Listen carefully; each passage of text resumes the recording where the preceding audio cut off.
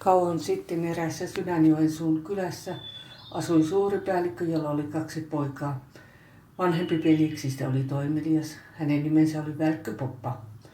Nuorempaa veljistä kutsuttiin Hömöpopaksi, sillä hän oli hieman tyhmä. Eräänä päivänä riistaa ei ollut missään. Veljekset etsivät ja pian he tulivat erään mökin luo.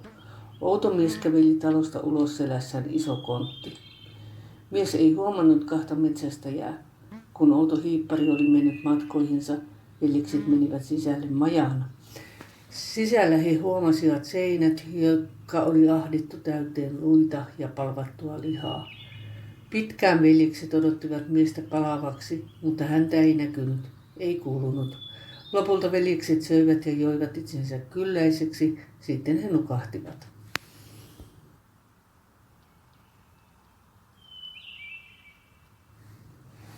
Aamulla veljekset lähtivät samaan suuntaan, mihin talon isäntä oli mennyt, mutta eivät taaskaan nähneet yhtään riistaa, joten he palasivat takaisin majaan.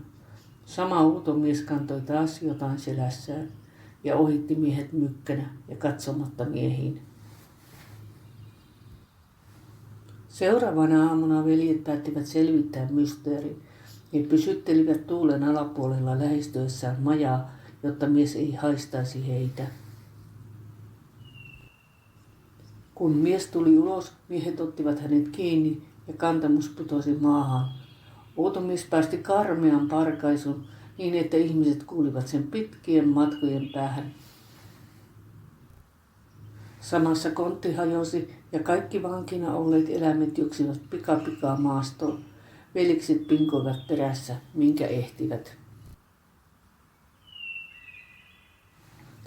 Uupuneena päivän seikkailusta veljekset jäivät majaan vielä 1 yöksi ja päättivät jatkaa matkaa vasta aamulla. Pian he näkivät jotain valkoista maassa. Hömöpoppa olisi tahtonut ampua läjäkasaan nuolen, jotta selviäisi mikä se oli, mutta Välkkypoppa kielsi ja epäili ja käski jättää läjä rauhaan. Äkkiä läjästä tuli pyörremyrsky, joka nosti veljekset ilmaan. Niin he lennähtivät tuulen nopeudella yli suuren joen ja laskeutuivat yksinäiselle saarelle, josta vettä riitti silmän kantamattomiin.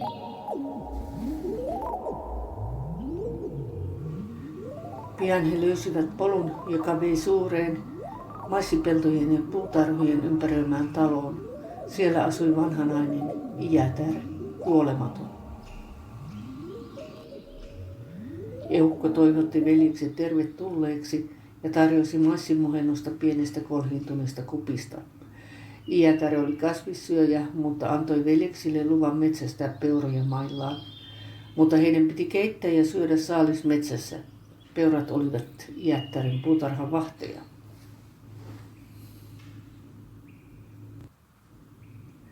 Velit lähtivät metsästämään. Pian he näkivät peurapukin ja ampuivat sen.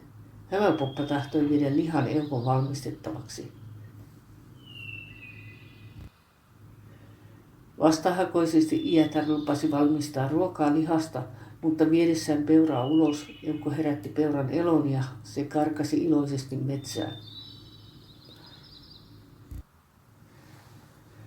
Eukko muistutti veljeksiä, että he saisivat metsästää peuroja, mutta heidän piti keittää ja syödä saalis metsässä. Hän ei enää peurasta ruokaa laittaisi. Näin elettiin. Eräänä päivänä vanhanainen pyysi veljeksiä piiloutumaan lähelle majaa. Piilopaikastaan he näkivät nuoria naisia menevän majaan yksi kerrallaan lahjoja kantain.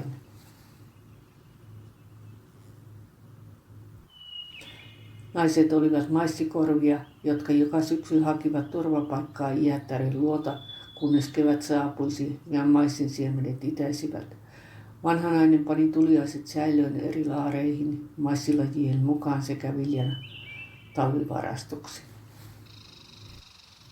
Kun aika oli kulunut, veljekset tahtoivat lähteä kotiinsa. He kiittivät iätärtä, joka teki heille eväksi matkalle aterian valmistettu 4 maissilajista, pavuista, auringonkukan siemenistä sekä keitetystä korpitsasta. Ateria piti antaa käärmeelle, joka vesi heidät veden yli. Kuolematon eukko neuvoi matkailijaa. Pitkäsarvista ja yksisarvista käärmettä piti varoa. Lisäksi sitä, jonka sarvet haarautuivat. 4. käärme kuljettaisi matkalaiset rantaan. Matka tuli maksaa maissipalloilla. Lauttorikäärmeen päässä kasvoi ruohoa, salviaa, pajuja ja puuvillapuu, mutta sitä piti pyytää painamaan pää alas rantahietikolle, kun saavuttiin vastarannalle.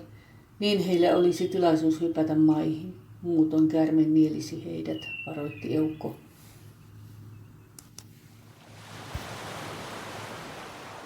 Kaikki tapahtui niin kuin vanha nainen oli sanonut. Käärme virkistyi saamistaan maissipalloista ja saavutti vastarannan, mutta se ei tahtonut taivuttaa päätään kuivalle maalle saakka. Mustapoppa hyppäsi veteen ja siitä rannalle.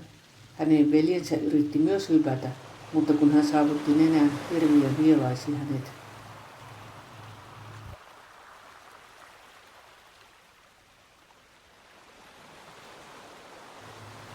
Hämäpoppa istuskeli muina miehinä hirviön valtavassa poskessa ja kehotti vanhempaa veljeään liittymään seuraan.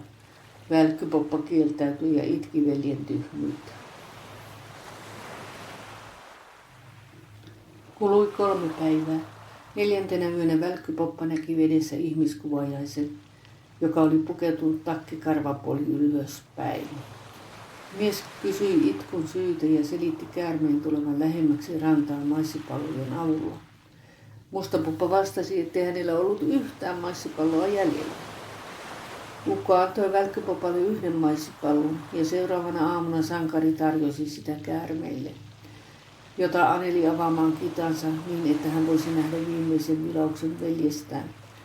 Käärme suostui, mutta kieltäytyi taaskin panemasta päätään rannalle ja kysyi, näkyykö taivaalla mitään mustia pilviä. Välkkypoppa väitti, ettei ollut mitään mustia pilviä. Tarttui veljää ranteesta ja veti hänet ulos. Sillä hetkellä pitkä salama leimahti ja tappoi ison.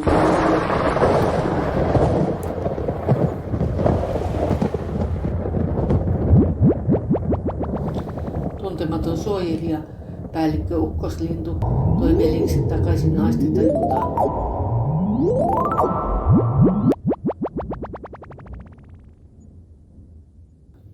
Ukkoslinnulla oli 2 kuvan kaunista tytärtä, jotka kiireellä leikkasivat salaman iskemän käärmeen paloiksi ja ateriaksi. Näin elettiin. Ukkoslintu huomasi veljekset taitaviksi metsästäjiksi. He olivat vahvoja, joten hän tarjosi heille tyttäriään vaimoiksi. Mutta toinen tyttäristä oli kauniimpi, joten vanhin veli vaati saada nuoremman tyttären. Pyyntöä pidettiin mielettömänä. Seudulla oli vaarallisia hirviöitä. Varoituksista välittämättä 2 sankaria aloitti sarjan vaarallisia seikkailuja. He tekivät voitokkaita retkiä tuhoamalla lintuja pelottelevia hirviöitä ja muita eläimiä. He myös huolehtivat anopistaan, joka oli loukannut jalkansa piikkisiin piikkeihin. Onneton tapahtuma oli ajanut linnut pois pesimäpaikoiltaan.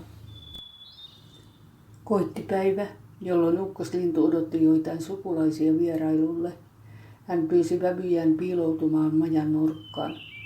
Korpit, varikset, haukat ja kotkat saapuivat peräkkäin ja jokainen laji istui paikoilleen lajitsa mukaan. Juhlaateriana oli 2-päinen käärme, viimeinen sankarien surmaama hirviö. Sitten Ukkoslintu esitteli matkalaiset omille ihmisilleen. Pian lintuvieraat lähtisivät pois, koska oli jo syksy. Keväällä he kaikki kokoontuisivat taas, kun kaikki olisivat palanneet talvehtimismatkaltaan. Niin linnut lähtivät vanhoista pesistä talveksi pois.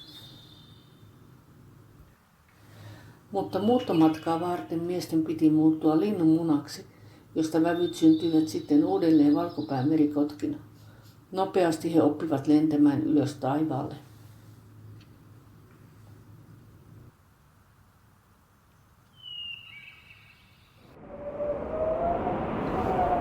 Paluun matka olisi vaarallinen. Viisaat lintuvaimot neuvoivat. valitsemaan kotkien tarjoamista taikakalusta vanhimmat ja kuluneimmat miekat, koska niissä piili kyky luoda käärmeitä tappavia salamoita.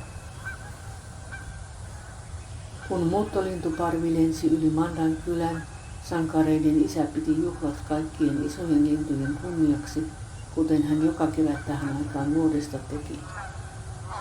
Tällainen oli sulkujen tarina.